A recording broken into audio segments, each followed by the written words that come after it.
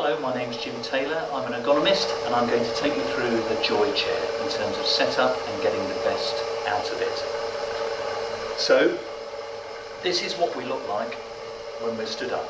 Our spine has this natural S shape, and the problem that happens when we sit down, our pelvis has a tendency to roll back and put us into much more of a slumped sitting position. So the whole weight of the trunk and the head is pressing down unevenly on some of the discs, particularly in the lumbar area and quite often in the neck as well. So we're trying to encourage a more natural S shape even when we're sitting down. And not only that, we want to capitalise on the way that our body's evolved and encourage some movement at the same time. So that's our mission. So, I have a volunteer here, Antonio. We're going to go through the setup. If, Antonio, you could just drop your hands down by your side and have a feel around, you should be able to find the controls. Antonio's never sat on a chair like this before. This isn't us fixing this. He is new to the chair. So, can you see some of these operating levers or feel where they are? I want you to try and discover where the seat height is. Okay, and pull that when you're ready. And as you can see, Antonio's dropped to the floor. So if you take your weight off the chair but pull it up again, we're trying to get the chair height in a position where when Antonio's feet are flat on the floor, his thighs should be 90 degrees to his trunk. Now I would say 90 degrees plus a little bit.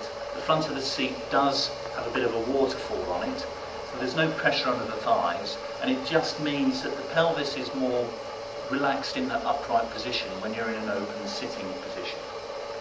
So that's seat height. You feel okay about that? Yeah. Now if you swivel towards the camera this way and drop your left hand by your side, you should come across the seat depth handle. It's a similar pebble shaped button as before. Now if you pull that up, there are two ways to adjust the seat. You can either sort of thrust your hip a bit forward and see whether the slide is happening. Yep, you've got it. Or you can get out of the chair and you can actually put your hand to this down this side when you operate that lever, just to get that seat depth. That's right. Now you're quite tall, similar to me, about 6'1", so you want to draw the seat out a fair way and then sit back down in the chair, and then if you face the desk again, park your bottom towards the back of the chair. You should have something like 3 fingers space between the front of the seat and the back of your knees. That way it's not going to dig into the back of your knees and you can shuffle your feet backwards and forwards. That's good. Now if you grab the backrest in any position and start pulling it, you'll notice that it will click upwards. Just have a go at that. That's it. There are 5 or 6 clicks, and what we're trying to do is to get the curvature in the backrest fitting your lumbar area. So it's roughly your belt line, if you like. So that should again encourage this S-shaped position. So for you, towards the top, how's that feeling? That's good. Okay. Arms, when your shoulders and elbows are completely relaxed by your side, these armrests should be supporting your forearms. So if they're too high, you're going to shrug your shoulders and put tension in your neck. If they're too low, you might end up slouching into them. So have a play with that. There's a button underneath the armrests, so you can pull that up or down to get it into the desired position. So have a go at that. Not too high, not too low, when you're sat fairly upright at the desk. Okay? Now at this stage, we've got a rough fit, but we haven't integrated the movement, and that's probably the most important thing in terms of comfort on the chair. If you spin round and face me a bit more, down on the left hand side there should be a lever there that says back lock. Can you see that?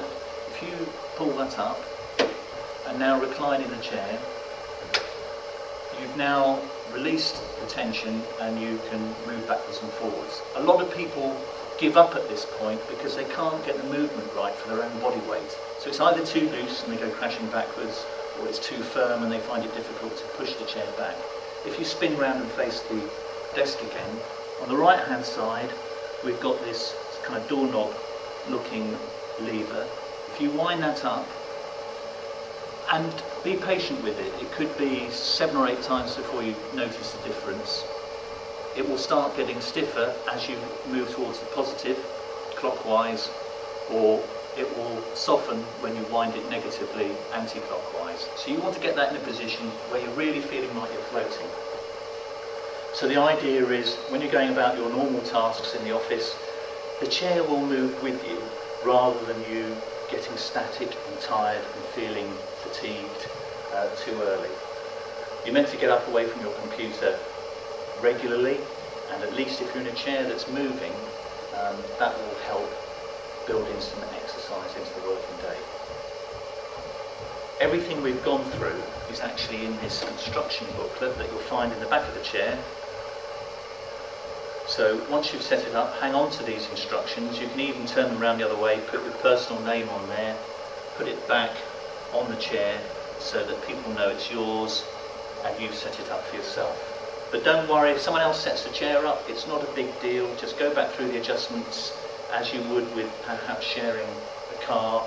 It doesn't take long to get the seat depth and adjust everything so that you're safe and comfortable for work.